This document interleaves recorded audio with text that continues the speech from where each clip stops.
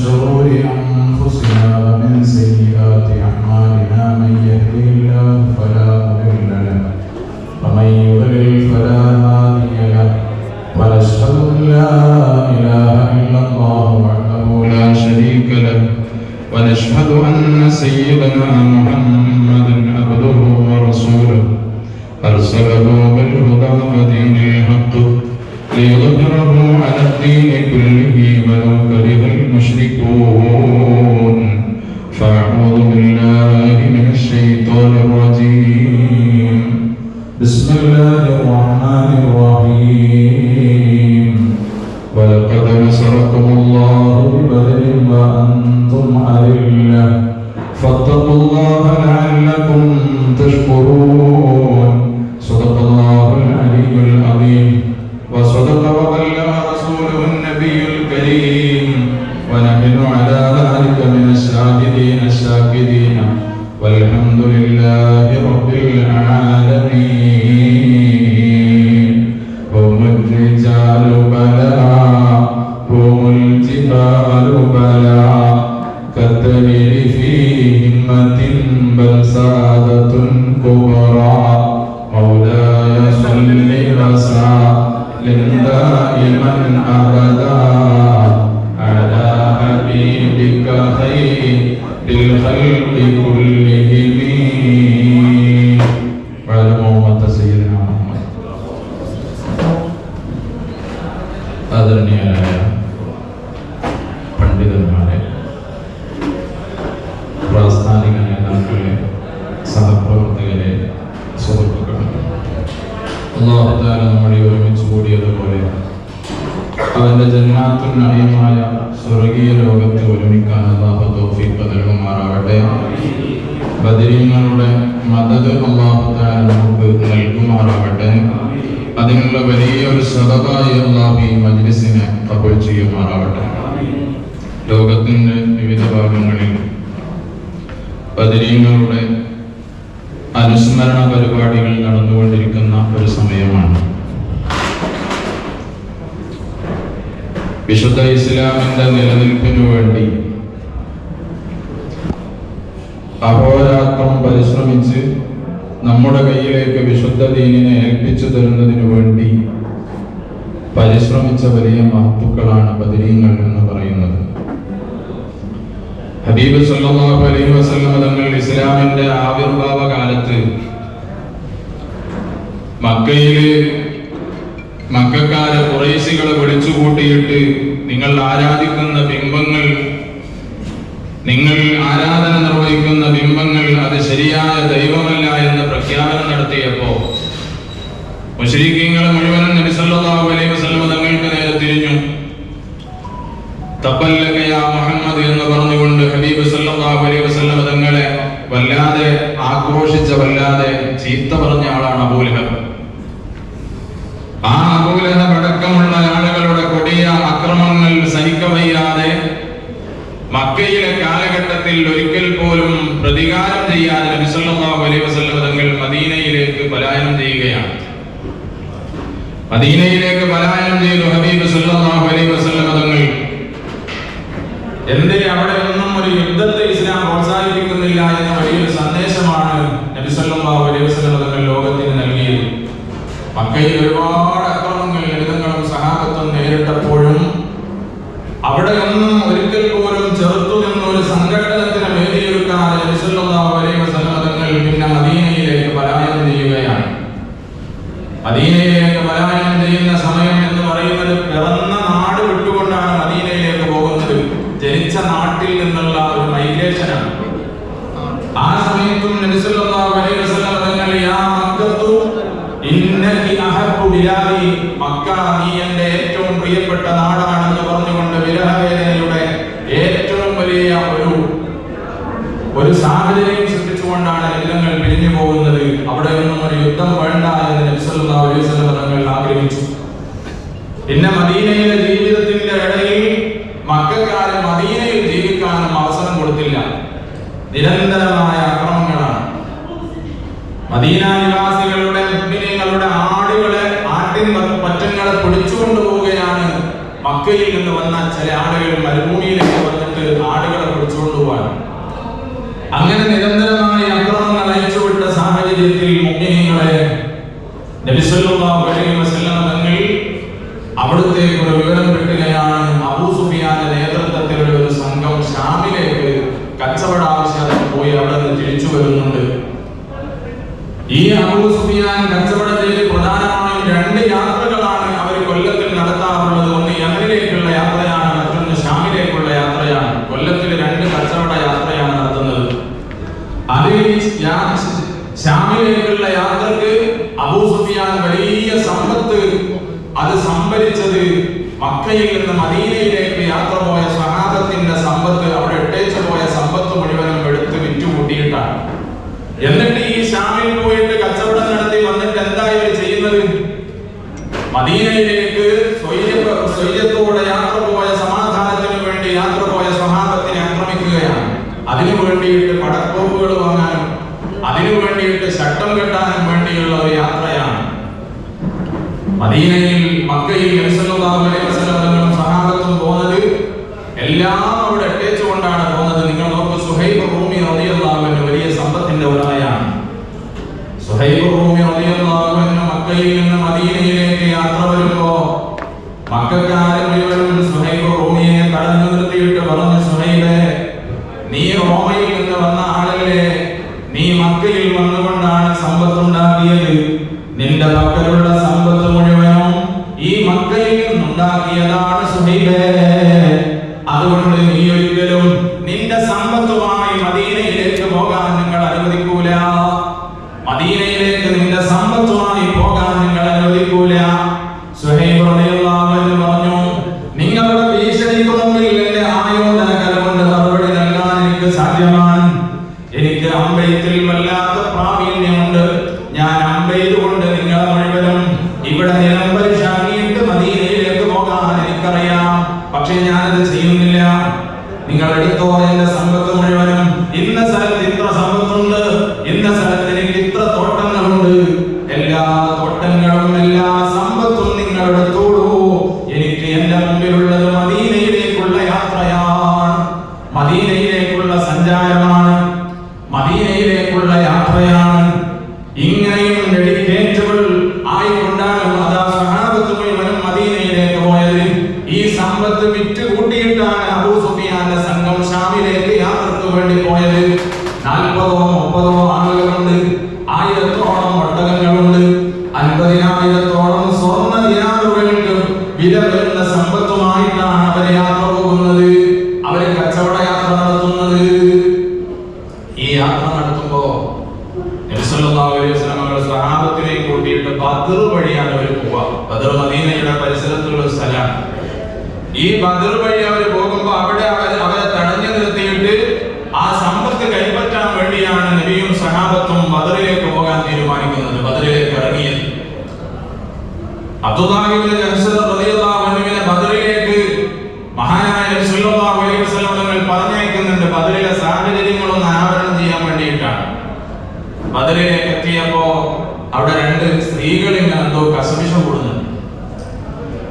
അവിടെ കുടിവെള്ളത്തിന്റെ കിണറിന്റെ അടുത്ത് നിന്ന് ഒരു സ്ത്രീ മറ്റൊരു സ്ത്രീയോട് പറയുന്നുണ്ട്, ഷാമിൽ നിന്ന് അബൂ സുഫിയാന്റെ നേതൃത്വത്തിൽ ഒരു സംഘം വരുന്നുണ്ട്, നിന്റെ പൈസ കടം വാങ്ങിയതല്ലേ പ്രശ്നം, ഞാൻ അവർക്ക് സേവനം ചെയ്തിട്ട് കിട്ടുന്ന പൈസ കൊണ്ട് നിന്റെ കടം വീട്ടാം. ഒരു സ്ത്രീ മറ്റൊരു സ്ത്രീക്ക് പൈസ കൊടുക്കാണ്ട്, അതാണ് പ്രശ്നം. അങ്ങനെ പറഞ്ഞപ്പോ മഹാനായ ജഹ്ശ് റളിയല്ലാഹു അൻഹു നബി സല്ലല്ലാഹു അലൈഹി വസല്ലം തങ്ങളുടെ അരികിലേക്ക് വന്ന് പറഞ്ഞു, ഇങ്ങനെ ഒരു സംഭാഷണം കേട്ടിട്ടുണ്ട്. അങ്ങനെ നബി സല്ലല്ലാഹു അലൈഹി വസല്ലം തങ്ങളും സഹാബത്തും ബദറിലേക്ക് പോവാണ്. ബദറിലേക്ക് പോകുമ്പോ ബുദ്ധിമാനായ അബൂ സുഫിയാൻ ഒരു പണി ചെയ്തിട്ടുണ്ട്. അദ്ദേഹം നേരെ ബദറിലേക്ക് വന്ന് ഒരു അന്വേഷണം നടത്തിയിട്ടുണ്ട്. കാരണം ഇത്രയും വലിയ ചരക്കുകളുമായിട്ടാണ് വരുന്നത്, ഇത് പിടിക്കപ്പെട്ടാൽ തങ്ങൾക്ക് വലിയ നഷ്ടമാണ്. അതുകൊണ്ട് നേരെ വന്ന് ബദറിൽ പരിസരങ്ങളിലൊക്കെ സെർച്ച് ചെയ്തു. ആ സ്ത്രീകളോട് ചോദിച്ചു, ഇവിടെ ആരെങ്കിലും വന്നിനോ? അപ്പൊ സ്ത്രീകൾ പറഞ്ഞു, ഒരാൾ ഇവിടെ വന്നിട്ട് പെട്ടെന്ന് മടങ്ങിപ്പോയിട്ടുണ്ട്. അബൂ സുഫിയാൻ ഒരു പണിയെടുത്തു. ഇയാൾ വന്ന ഒട്ടകം കാഷ്ടിച്ച് ആ കാഷ്ടം എടുത്തിട്ട് അത് പൊട്ടിച്ചു നോക്കി അതിൽ കുരുകൾ പരിശോധിക്കുകയാണ്. സൂക്ഷ്മമായ നിരീക്ഷണമാണ്. ആ കാഷ്ടം പരിശോധിച്ച് അതിന്റെ ഒട്ടകത്തിന്റെ ആ അമേരിക്കയിലുള്ള ആ ഈന്തപ്പന കുരുകൾ എടുത്തിട്ട് പറഞ്ഞു ഇത് മദീനക്കയിലുള്ള ഒട്ടകത്തിന്റെ കാഷ്ടമാണ്, അതുകൊണ്ട് എന്തോ ഒരു അപകടം നടക്കുന്നുണ്ട് എന്ന് കണ്ട് അബൂ സുഫിയാൻ നേരെ ബദറിലൂടെയുള്ള യാത്ര തീരപ്രദേശത്തു കൂടെ മക്കയിലേക്ക് തിരിച്ചുവിടുകയാണ്. റസൂലുള്ളാഹിയും സഹാബത്തും ബദർ ലക്ഷ്യമാക്കി നീങ്ങുന്നു. അങ്ങനെ അബൂ സുഫിയാൻ വേഗം ഒരു പണിയെടുത്തു. അബൂ സുഫിയാൻ എന്നവർ അതാ ലംബം എന്ന് പറയുന്ന തന്റെ അനുയായിയെ അല്ലാഹു അക്ബർ അല്ലാഹു അക്ബർ അല്ലാഹു അക്ബർ അല്ലാഹു അക്ബർ അല്ലാഹു അക്ബർ വലില്ലാഹിൽ ഹംദ്.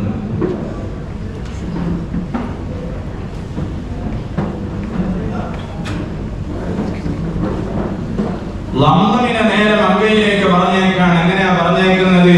അബൂജഹലിനോട് പറയണം, ഉത്ബത്തിനോട് ശൈബത്തിനോട് പറയണം, ഇങ്ങനെ ഒരു മുഹമ്മദ് നബി സല്ലല്ലാഹു അലൈഹി വസല്ലമയുടെ നേതൃത്വത്തിൽ തങ്ങളുടെ യാത്രാ സംഘത്തെ പിടിക്കാൻ വേണ്ടി ഒരു തീരുമാനമുണ്ട്, നേരെ ആളുകളെ മാറി വരണം എന്ന് പറഞ്ഞുകൊണ്ട് ലംബമിനെ പറഞ്ഞേക്കാൻ.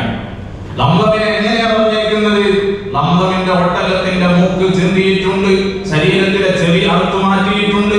ഈ ലംബമിന്റെ വേഷം തന്നെ വികൃതമാക്കി കീറിപ്പറിച്ച് ഏതോ ഒരു അക്രമ മുഖത്തു നിന്ന് ഓടി വരുന്നത് പോലെ ഒരു പ്രതീതി സൃഷ്ടിച്ചുകൊണ്ടാണ് ലംബമിനെ മക്കയിലേക്ക് അബൂ സുഫിയാൻ പറഞ്ഞേക്കുന്നത്. ഇത് കണ്ട് ഈ ലംബം മക്കയിൽ എത്തുന്നതിന് മുമ്പ് അവിടെ ഒരു സ്വപ്ന കഥ നടന്നിരുന്നു. അത് ആത്തിക്ക എന്ന ഹബീബ് സല്ലല്ലാഹു അലൈഹി വസല്ലം തങ്ങളുടെ പിതൃ സഹോദരി കണ്ട ഒരു സ്വപ്നമാണ്. വിശാലമായ ചരിത്രമാണ്, ഞാൻ അതിലേക്ക് കിടക്കുന്നില്ല. ആത്തിക്ക എന്ന ഒരു സ്വപ്നം കണ്ടു. എന്താണ് കാണുന്നത്? അതാ ഒരു മനുഷ്യൻ വന്നുകൊണ്ട് കഅബാലയത്തിന്റെ മുകളിൽ നിന്ന് വിളിച്ചു പറയുന്നു, ഓ മക്കക്കാരെ, 3 ദിവസം കൊണ്ട് മരണം വരിക്കാനിരിക്കുന്ന മക്ക നിവാസികളെ എന്ന് അഭിസംബോധന ചെയ്തുകൊണ്ടാണ് കഅബാലയത്തിന്റെ മുകളിൽ നിന്ന് ആ മനുഷ്യൻ വിളിച്ചു പറയുന്നത്. പിന്നീട് ജബൽ അബീ ഖുബൈസിന്റെ മുകളിൽ കയറി നിന്നിട്ട് ഒരു കല്ല് ഉരുട്ടിവിടുകയാണ്.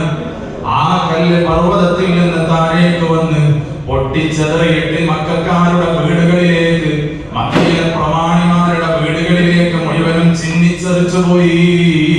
വലിയൊരു അപകടം സംഭവിക്കുന്നതിന്റെ സ്വപ്നമാണ്. ഈ സ്വപ്നം കണ്ടപ്പോ ആത്തിക്ക എന്നവരെ അബ്ബാസ് എന്നവരോട് പറഞ്ഞു. അബ്ബാസ് റളിയല്ലാഹു അൻഹു വലീദിനോട് പറഞ്ഞു, ഇങ്ങനെ ഒരു സ്വപ്നം ആത്തിക്ക കണ്ടിട്ടുണ്ട്. ഈ വാർത്ത അതാ അബൂജഹലിന്റെ കാലിലേക്ക് എത്തുകയാണ്. അബൂജഹൽ എന്താണ് ചെയ്തത്? മഹാനായ അബ്ബാസ് എന്നവരെ കഅബാലയത്തിന്റെ സമീപത്ത് വെച്ച് കണ്ടപ്പോ അബ്ബാസ് എന്നവരോട് പറഞ്ഞു, അബ്ബാസേ, നിന്റെ കുടുംബത്തിൽ നിന്നൊരു പ്രവാചകൻ മുഹമ്മദ് എന്നവർ വന്നു, അദ്ദേഹത്തെ നമ്മൾ ആട്ടി ഓടിച്ചു. ഈ ഒരു സ്ത്രീ കൂടി നിങ്ങളുടെ കുടുംബത്തിൽ നിന്ന് വന്നിട്ടുണ്ടല്ലോ, നിങ്ങളുടെ കുടുംബത്തിലെ സ്ത്രീകൾക്കും പ്രവാചകത്വം ലഭിച്ചിട്ടുണ്ടോ അബ്ബാസേ? ഇത് കേട്ടപ്പോ അബ്ബാസ് റളിയല്ലാഹു അൻഹു വല്ലാത്ത മാനസികമായ വേദന വന്നു. ആത്തിക്ക റളിയല്ലാഹു അൻഹു വേദന വന്നു. പക്ഷേ അബൂജഹലിന്റെ ഉള്ളിൽ ചെറിയൊരു പ്രയാസമുണ്ട്. ഈ സ്വപ്നം എങ്ങാനും ഉള്ളതായിരിക്കുമോ? ഇങ്ങനെ ഒരു പ്രതീതി സൃഷ്ടിക്കപ്പെട്ട സാഹചര്യത്തിലേക്കാണ് ലംബം കടന്നു വരുന്നത്. ലംബം പറയുന്നു അബൂജഹലിനോട്, നമ്മുടെ യാത്രാ സംഘത്തെ പിടിക്കാൻ വേണ്ടിയിട്ട് മുഹമ്മദ് സല്ലല്ലാഹു അലൈഹി വസല്ലമയുടെ നേതൃത്വത്തിലുള്ള സംഘം വരുന്നുണ്ട്. അവിടെ നിന്നാണ് അബൂജഹൽ സർവായുധ സന്നദ്ധരായ 1000ഓളം ആളുകളെയും കൂട്ടിയിട്ട് ബദറിലേക്ക് യാത്ര പോകുന്നത്. ബദറിലേക്ക് കൊട്ടും കുരവയുമായി നർത്തകികളായ സ്ത്രീകളുടെ വിവസ്ത്രമായ ഒരുപാട് നാട്യങ്ങളുമായി അവരിങ്ങനെ കടന്നു പോവുകയാണ്. അതിനിടക്ക് അബൂ സുഫിയാന്റെ സംഘം തീരദേശത്തുകൂടെ മക്കയിലേക്ക് എത്തിയിട്ടുണ്ട്. മക്കയിലേക്ക് എത്തിയപ്പോൾ ഒരു ദൂതനെ വിട്ടിട്ട് അബൂജഹലിനോട് പറഞ്ഞു, അബൂജഹലെ, ഞങ്ങൾ ഇവിടെ എത്തിയിട്ടുണ്ട്, നമ്മുടെ സംഘം ഇവിടെ സുരക്ഷിതരായി എത്തിയിട്ടുണ്ട്, നിങ്ങൾക്ക് മടങ്ങാന്ന് പറഞ്ഞു. അബൂജഹൽ പറഞ്ഞു, അങ്ങനെ മടങ്ങുന്ന പ്രശ്നമില്ല. അബൂജഹൽ കൂടുതൽ ഇറങ്ങിയിട്ടുണ്ടെങ്കിൽ ഇത് ആ മുഹമ്മദ് അവരുടെ അവസാനം കുറിച്ചിട്ട് മാത്രമേ ഇങ്ങോട്ട് തിരിച്ചു വരുള്ളൂ എന്ന് പറഞ്ഞു. പല ആളുകളും പറഞ്ഞു ഇവിടെ പോവാ. അബൂജഹൽ പറഞ്ഞു, ഒരാളും അനങ്ങാൻ പാടില്ല. അങ്ങനെ അഹങ്കാരത്തോടുകൂടി ബദറിലേക്ക് പോവുകയാണ്. അങ്ങനെ വെള്ളിയാഴ്ച രാവ് ഹബീബ് സല്ലല്ലാഹു അലൈഹി വസല്ലം റമദാൻ 17 രാവ് ഹിജ്റ 2-ാം വർഷം ഹബീബ് സല്ലല്ലാഹു അലൈഹി വസല്ലം തങ്ങൾ അതാ അബൂജഹലും കൂട്ടരും വരുന്നുണ്ട് എന്ന വിവരമറിഞ്ഞു. വിവരമറിഞ്ഞ സമയത്ത് ഹബീബ് സല്ലല്ലാഹു അലൈഹി വസല്ലം തങ്ങൾ സഹാബത്തിനോട് പറഞ്ഞു, സഹാബത്തെ, നമ്മൾ ഇങ്ങോട്ട് വന്നത് ഒരിക്കലും തന്നെ ഒരു യുദ്ധത്തെ ആഗ്രഹിച്ചുകൊണ്ടല്ല, ഒരു യുദ്ധത്തെ പ്രതീക്ഷിച്ചുകൊണ്ടല്ല, ഒരു യുദ്ധത്തിന്റെ സന്നാഹങ്ങളോടുകൂടെയല്ല. നമ്മൾ ഇങ്ങോട്ട് വന്നത് ഒരു കച്ചവട സംഘത്തെ ചേർക്കാൻ വേണ്ടിയാണ്. പക്ഷേ പ്രതിപക്ഷത്ത സർവായുധ സജ്ജരായ ഒരു സംഘം നമ്മുടെ അടുത്തേക്ക് വരുന്നുണ്ട്. മുഹാജിറുകളായ സ്വഹാബത്ത് എല്ലാറ്റിനും സന്നദ്ധമാണ്. പക്ഷേ അൻസാറുകളായ നിങ്ങളോടൊരു കരാറുണ്ട്. മദീനയുടെ പരിസരത്ത്, അത് മദീനയുടെ ഉള്ളിൽ വെച്ച് നടക്കുന്ന അക്രമങ്ങളെ പ്രതിരോധിക്കാൻ നിങ്ങളോട് ഞങ്ങൾ കരാർ ചെയ്തിട്ടുണ്ട്. പക്ഷേ മദീനയുടെ കോമ്പൗണ്ടിന് പുറത്തുള്ള സ്ഥലമാണ് ബദർ. ഈ ബദറിൽ വെച്ച് നടക്കുന്ന ഈ പോരാട്ടത്തിന് നിങ്ങൾ എന്റെ കൂടെ നിൽക്കുമോ?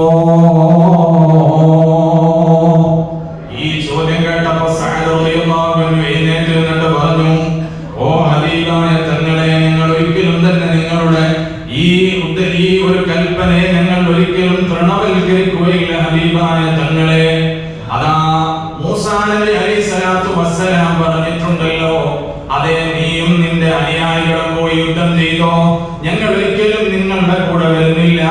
ഇന്നാ ഹൗനാ ഖായിദൂൻ, ഞങ്ങൾ ഇവിടെ ഇരിക്കും, ഞങ്ങൾ അങ്ങോട്ട് വരില്ല എന്ന് പറഞ്ഞ് മൂസാ നബി അലൈഹിസ്സലാത്തു വസ്സലാമിന്റെ സമൂഹം മൂസാ നബി യുദ്ധത്തിന് വിളിച്ചപ്പോൾ പറഞ്ഞ വർത്താനം ഞങ്ങൾ പറയൂല, ഞങ്ങൾ നിങ്ങളുടെ കൂടെ മുഖാത്തലൂൻ യുദ്ധത്തിന് വേണ്ടി വരുന്നവരാണ് എന്ന് സഅദ് റളിയല്ലാഹു അൻഹു പ്രഖ്യാപിക്കുകയാണ്. മൂസാ നബി അലൈഹിസ്സലാത്തു വസ്സലാമിന്റെ സമൂഹം എന്ന് പറഞ്ഞാൽ സ്വർഗ്ഗത്തിൽ നിന്ന് ഭക്ഷണം ഇറക്കപ്പെട്ട, സൂറത്ത് മാഇദയിൽ അത് പറയുന്നുണ്ട്, ഭക്ഷണം ഇറക്കപ്പെട്ട ഒരു സമൂഹമാണ്. ആ സമൂഹത്തിന്റെ ധിക്കാരം പോലെ ഞങ്ങൾ ചെയ്യൂല നബിയെ എന്ന് നബി സല്ലല്ലാഹു അലൈഹി വസല്ലം പറയാൻ ഹബീബായ തങ്ങൾക്ക് ആത്മവിശ്വാസം നൽകി. എന്നിട്ട് പറഞ്ഞു, നിങ്ങൾ ആ തലച്ചു വരുന്ന ഒരു സമുദ്രം നീന്തി കടക്കാനാണ് നിങ്ങൾ ഞങ്ങളോട് പറയുന്നതെങ്കിൽ നബിയെ, ഞങ്ങളത് ശിരസ്സാവഹിക്കാൻ സന്നദ്ധമാണ്. കത്തിയാകുന്ന ഒരു മലയാണ് നിങ്ങൾ മുറിച്ചു കടക്കാൻ വേണ്ടി ഞങ്ങളോട് പറയുന്നതെങ്കിൽ അത് ശിരസ്സാവഹിക്കാൻ ഞങ്ങൾ സന്നദ്ധമാണ് നബിയെ. ഇത്രയും വലിയ ആത്മവിശ്വാസത്തോടു കൂടെ സ്വഹാബത്ത് കൂടെ നിൽക്കുകയാണ്. ബദറിന്റെ തലേനാൾ രാത്രി ഈ സംഘത്തിൽ എത്ര ആളുകളുണ്ട് ശത്രുപക്ഷത്തെന്നറിയാൻ അതാ ദൂതന്മാരെ വിട്ടുകൊണ്ട് നബി സല്ലല്ലാഹു അലൈഹി വസല്ലം തങ്ങൾ അന്വേഷിക്കുമ്പോ അതാ അവര് പറയുന്നു, അവരിൽ അതാ 950 1000 ആളുകളുണ്ട് എന്ന് തിരിച്ചറിയുകയാണ്. എങ്ങനെ തിരിച്ചറിയുന്നത്? ഇവരുടെ ക്യാമ്പിൽ എത്ര ഒട്ടകങ്ങൾ ആക്കുന്നുണ്ട് എന്ന് അന്വേഷിച്ചു. അപ്പം 10 ഒട്ടകങ്ങളെ അവരുടെ ക്യാമ്പിൽ ഒരു ദിവസം ആക്കുന്നുണ്ട്. ആ 10 ഒട്ടകങ്ങൾ ഇറക്കുന്നുണ്ട് എന്ന് പറഞ്ഞപ്പോൾ നബി സല്ലല്ലാഹു അലൈഹി വസല്ലം പറഞ്ഞു, എന്നാൽ അവരിൽ 1000-ഓളം ആളുകളുണ്ട്, ഒരു ഒട്ടകം 100 ആളുകൾക്കാണ് കണക്കാക്കപ്പെടുന്നത്. ആ കണക്ക് റെഡിയായി. നബി സല്ലല്ലാഹു അലൈഹി വസല്ലം തങ്ങളും സഹാബത്തും തലേന്ന് രാത്രി അല്ലാഹുവിന്റെ മുമ്പിൽ സുജൂദ് ചെയ്തുകൊണ്ട് ഹബീബ് സല്ലല്ലാഹു അലൈഹി വസല്ലം കഴിച്ചു കൂട്ടുകയാണ്. പക്ഷേ സഹാബത്തിന് അല്ലാഹു തആല ഒരു നുആസ്, ഒരു തൂങ്ങിയ ഉറക്കം കൊടുത്തു, വളരെ സ്വീര്യമായ സ്വസ്ഥമായ ഉറക്കം. ആ ഉറക്കം എണീറ്റ് പിറ്റേന്ന് രാവിലെ സുബഹിക്ക് ശേഷമാണല്ലോ യുദ്ധം ആരംഭിക്കുന്നത്. നിങ്ങൾ നോക്കൂ, ബദറിൽ ശൈത്താൻ ഇറങ്ങിയിട്ട് പലപ്പോഴും യുദ്ധമുഖത്ത് നിന്ന് സഹാബത്തിനെ പിന്തിരിപ്പിക്കാനുള്ള ശ്രമമുണ്ട്. ആ ശ്രമത്തിന്റെ ഭാഗമായി സഹാബത്തിനോട് പറഞ്ഞു, സഹാബാ, നിങ്ങൾ നോക്ക്, നിങ്ങൾക്ക് വസ്ത്രങ്ങളില്ലല്ലോ, നിങ്ങൾക്ക് ആയുധങ്ങളില്ലല്ലോ, നിങ്ങൾക്ക് അതാ വളരെ പരമദരിദ്രമാണല്ലോ, ദാരിദ്ര്യമാണല്ലോ. പക്ഷേ മറുപക്ഷത്തുള്ള നിങ്ങളുടെ പ്രതിയോഗികൾക്ക് എത്രമാത്രം സമ്പന്നമാണ് അവരുടെ ക്യാമ്പുകൾ. ഈ ഒരു വാർത്ത, ഈ ഒരു കാര്യം പറഞ്ഞപ്പോ അല്ലാഹു സുബ്ഹാനഹു വ തആല നല്ല മഴ നൽകുകയാണ്. ശത്രുക്കളുടെ ഭാഗത്ത് മഴയില്ല, അതേ സമയത്ത് മുസ്ലിമീങ്ങളുടെ ഭാഗത്ത് നല്ല മഴ പെയ്യുകയാണ്. ആ മഴയിൽ ലഭിച്ച വെള്ളം അവര് പ്രത്യേകമായ ഒരു ഹൗദ് കെട്ടിയിട്ട് ടെന്റാക്കി വെച്ചു, പ്രത്യേകമായ ഒരു ഹൗദാക്കി രൂപീകരിച്ചു. അതിൽ നല്ല സുലഭമായ വെള്ളം ലഭിച്ചു. ആ വെള്ളം പിറ്റേന്ന് രാവിലെ അതാ ശത്രുക്കളിൽ നിന്ന് പല ആളുകളും വെള്ളമെടുക്കാൻ വരുന്ന സമയത്ത് കാരുണ്യത്തിന്റെ കടലായ ശഫീഉൽ വറാ മുഹമ്മദുൽ മുസ്തഫ സല്ലല്ലാഹു അലൈഹി വസല്ലം തങ്ങൾ അവർക്ക് വെള്ളം നിരാകരിക്കുന്നില്ല. വാളുമായി വന്ന സമൂഹമാണ് മറുഭാഗത്ത് നിൽക്കുന്നത്. അവരതാ തങ്ങളെ കൊല്ലാൻ ഈ സമയം കാത്തു നിൽക്കുകയാണ്. പക്ഷേ അവിടെ നിന്നും നബി സല്ലല്ലാഹു അലൈഹി വസല്ലം തങ്ങൾ അവർക്ക് വെള്ളം കൊടുക്കണ്ടെന്ന് പറഞ്ഞില്ല. വെള്ളം വേണ്ടവർ വെള്ളം എടുത്തു കൊള്ളട്ടെ എന്ന ഉദാര മനസ്കതയാണ്. മുഅ്മിനീങ്ങളെ, അങ്ങനെ അവസാനം അസ്വദ് വരുന്നുണ്ട്. അസ്വദ് വന്നിട്ട് എന്തിനാ വരുന്നത്? ഹൗദ് പൊട്ടിക്കാനാണ്, ഹൗദ് തട്ടിമറിക്കാനാണ് വരുന്നത്. ആ സമയത്ത് ഹംസത്തുൽ ഖർറാ റളിയല്ലാഹു അൻഹു അതാ എഴുന്നേറ്റ് പോയി അസ്വദിനെ വെട്ടി വീഴ്ത്തുന്നു. അസ്വദിനെ വെട്ടി വീഴ്ത്തി ഹംസത്തുൽ ഖർറാ റളിയല്ലാഹു അൻഹു. വിശാലമായ ചരിത്രമാണ്. ഹംസ റളിയല്ലാഹു അൻഹു വീണ് പടഞ്ഞ് മരിച്ചപ്പോൾ ഇബ്ലീസ് മുന്നിലുണ്ട്. ഇബ്ലീസ് പറഞ്ഞു, എന്താ നോക്കി നിൽക്കുന്ന, ഒരാൾ മരിച്ചില്ലേ, ഇനി പാരങ്ങൾ കാത്തിക്കുന്നത്? അങ്ങനെ അതാ ശത്രുപക്ഷത്തു നിന്നും വലീദും ഉത്ബയും ശൈബയും കടന്നു വരികയാണ്. അങ്ങനെ കടന്നു വന്ന സമയത്ത് അൻസാറുകളായ സഹാബത്ത് എഴുന്നേറ്റ് നിന്നു. അൻസാറുകൾ എന്നാൽ മക്കയിൽ നബി സല്ലല്ലാഹു അലൈഹി വസല്ലം സ്വീകരിച്ചവരെ. അവരെ എഴുന്നേറ്റ് വാളുമായി ചാടി ഇറങ്ങാൻ നോക്കുമ്പോ അബൂജഹൽ പറഞ്ഞു, അൻസാറുകൾ അവിടെ നിൽക്കട്ടെ, അവര് പാവാണ്, അവരുടെ കാര്യം ഞങ്ങൾക്ക് ദയനീയാണ്, അവരോട് നമുക്ക് ദേഷ്യമില്ല. ഞങ്ങളുടെ നാട്ടിൽ നിന്ന് വന്ന മുഹാജിറുകളായ കുറച്ച് ആൾക്കാരുണ്ടല്ലോ അവിടെ, 60ഓളം വരുന്ന, അവരിൽ നിന്ന് ആരെങ്കിലും ഒന്ന് വരട്ടെ. മുഹാജിർ എന്ന വാക്ക് കേട്ട് മുന്തി 3 സിംഹര, മുന്നിലെ ഉബൈദയും പിന്നിലെ ഉബൈദയും ഹംസയും ഹൈദര. മുഹാജിറുകൾ ഇറങ്ങട്ടെ എന്ന് പറഞ്ഞപ്പോ മഹാനായ ഉബൈദ റളിയല്ലാഹു അൻഹു ഇറങ്ങി, മഹാനായ അലിയാർ തങ്ങൾ ഇറങ്ങി, ഹംസ റളിയല്ലാഹു അൻഹു ഇറങ്ങി. ദ്വന്ദ്വ യുദ്ധമാണ് ആദ്യമായി നടക്കുന്നത്. ആ യുദ്ധത്തിൽ അതാ ഹംസത്തുൽ ഖർറാ റളിയല്ലാഹു അൻഹുവും അലിയാർ തങ്ങളും ഉത്ബയെയും ശൈബയെയും അതാ ആദ്യഘട്ടത്തിൽ തന്നെ വധിച്ചു കളഞ്ഞു. ഉബൈദ റളിയല്ലാഹു അൻഹു അല്പം പ്രായമുള്ളവരാണ്, വലീദുമായാണ് ഏറ്റുമുട്ടിയത്. അവർ അതാ പെട്ടെന്ന് കീഴടക്കാൻ കഴിയാതെ വരികയും ഉബൈദ റളിയല്ലാഹു അൻഹുവിന്റെ ശരീരത്തിലേക്ക് ഒരു മുറിവേൽക്കുകയും ചെയ്തപ്പോ ഉബൈദ റളിയല്ലാഹു അൻഹുവിന്റെ സ്ഥാനത്തേക്ക് ഹംസ റളിയല്ലാഹു അൻഹു കയറി ചെന്നുകൊണ്ട് വലീദിനെ വലിച്ചു കളഞ്ഞു. ഉബൈദ റളിയല്ലാഹു അൻഹുവിന്റെ ശരീരത്തിൽ മുറിവേറ്റിട്ട് ടെന്റിലേക്ക് കൊണ്ടുവരുമ്പോ നബി സല്ലല്ലാഹു അലൈഹി വസല്ലം തങ്ങളോട് ഉബൈദ റളിയല്ലാഹു അൻഹു ചോദിക്കുന്നുണ്ട്, ഹബീബായ തങ്ങളെ, ഞാൻ ശുഹദാക്കളുടെ കൂട്ടത്തിൽ പെടുമോ തങ്ങളെ? വല്ലാത്തൊരു നിയ്യത്താണ്, വേറൊന്നും ആഗ്രഹമില്ല, ശുഹദാക്കളുടെ കൂട്ടത്തിൽ നിങ്ങൾ പെടുമോ തങ്ങളെ എന്ന് ചോദിക്കുകയാണ്. സമാധാനിപ്പിച്ചു, അങ്ങ് ശുഹദാക്കളിൽ പെട്ടവരാണ്. അങ്ങനെ യുദ്ധം കൊടുമ്പിൽ കൊണ്ട് മുമ്പിൽ നിന്നുകൊണ്ട് സുറാഖത്തുമായിട്ട് നയിക്കുന്നുണ്ട്. ഇനി ജാറുലേക്കും എല്ലാവരും വന്നോളി, ഞാൻ നിങ്ങൾക്കൊക്കെ മുന്നിലുണ്ട് എന്ന് പറഞ്ഞ് കൊടി പിടിക്കുന്നുണ്ട്. അങ്ങനെ കൊടി പിടിച്ച് മുന്നിലേക്ക് വരുമ്പോ കൂട്ടമായ യുദ്ധം ആരംഭിക്കുന്ന സമയത്ത് മലായികത്ത് ഇറങ്ങിപ്പോയി.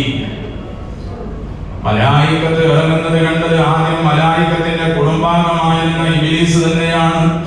ഇബ്ലീസ് ഈ കാഴ്ച കണ്ട സമയത്ത് പിറകോട്ട് പോയി. അതിവിശാലമാണ്, സുറാഖത്തുൽ മാലിക്കിന്റെ രൂപത്തിലാണ് ഇബ്ലീസ് വരുന്നത്. പിറകോട്ട് പോയപ്പോ അതാ ഇബ്ലീസിനെ പിടിച്ചു അബൂജഹൽ.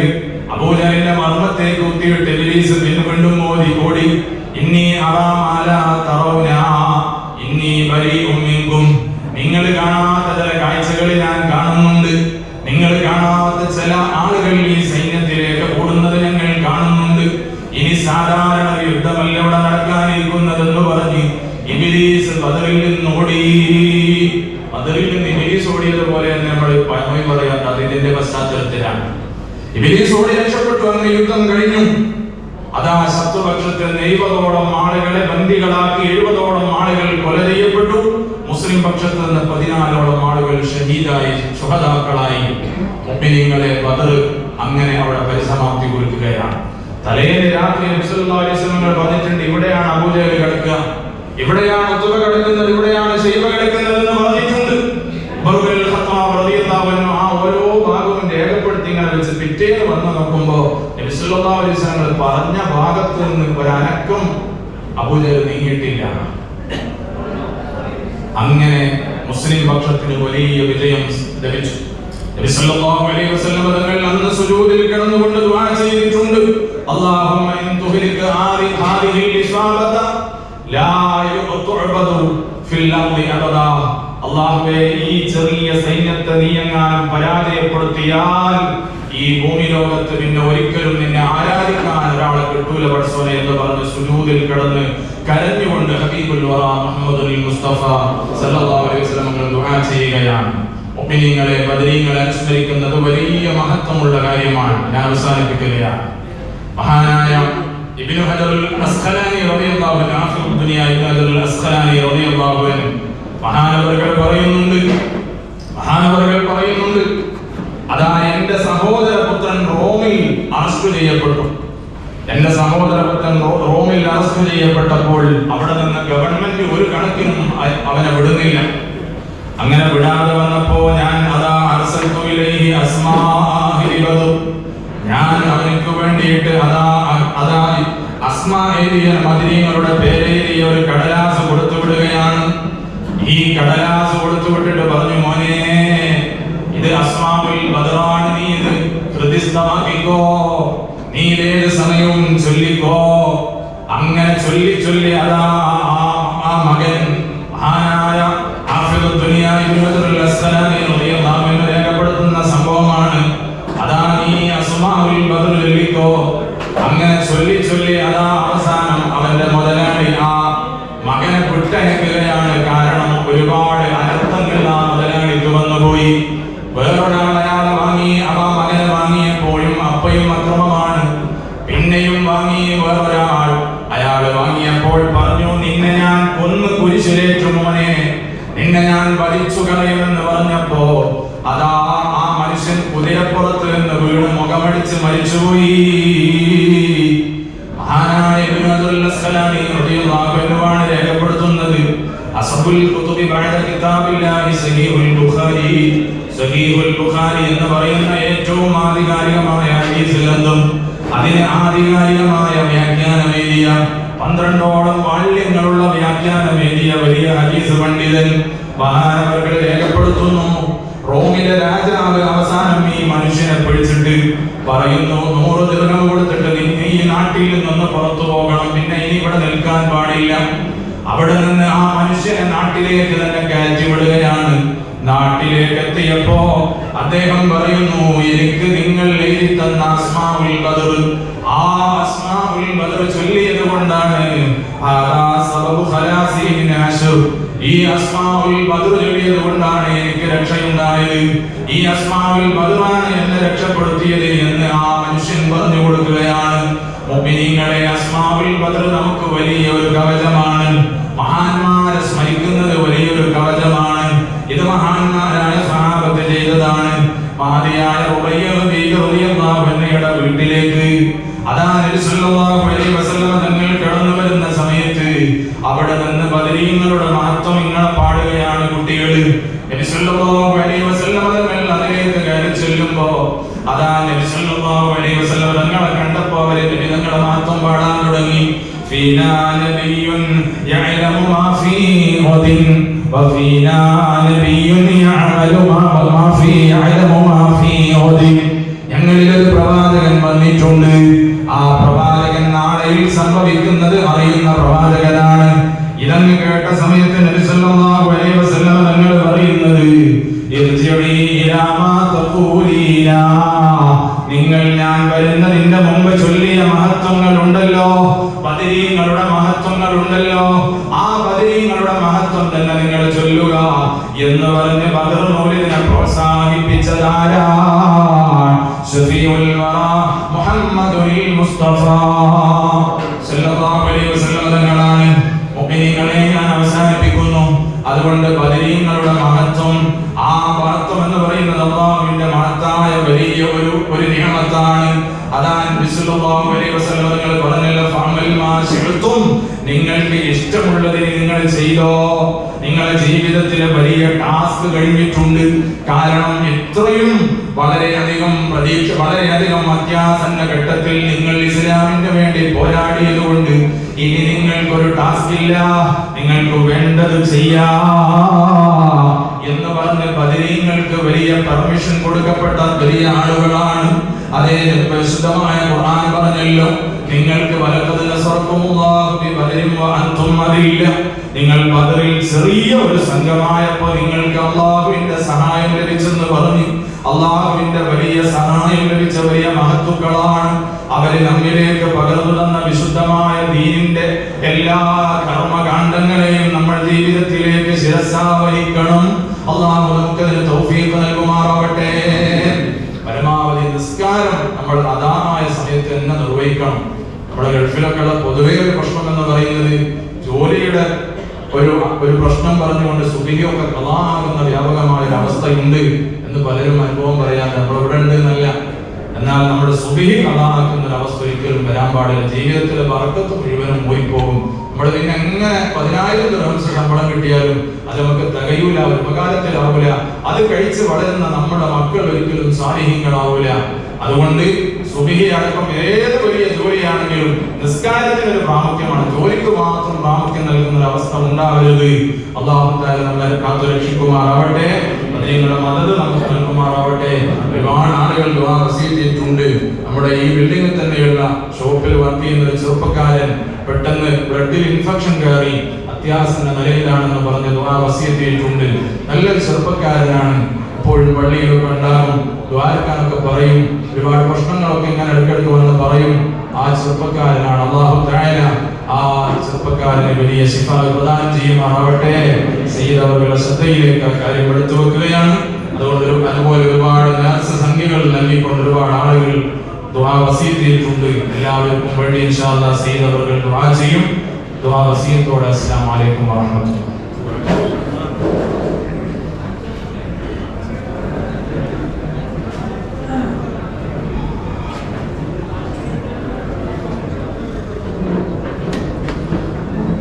السلام عليكم ورحمة الله وبركاته. بسم الله الرحمن الرحيم. الحمد لله رب العالمين. والصلاة والسلام على خير رسول الله. പ്രിയമുള്ളവരെ, പ്രസംഗിക്കാൻ വേണ്ടി എഴുന്നേൽക്കുന്നതല്ല ബഹുമാനപ്പെട്ട ഇല്യാസ് തങ്ങൾ നമുക്ക് ദുആ ചെയ്തു തരാൻ വേണ്ടി ഇവിടെ എത്തിയിട്ടുണ്ട്. അതിനു മുമ്പ് നമ്മുടെ ഈ മജ്‌ലിസിലേക്ക് ഒരുപാട് ആളുകൾ സഹായിച്ചിട്ടുണ്ട്.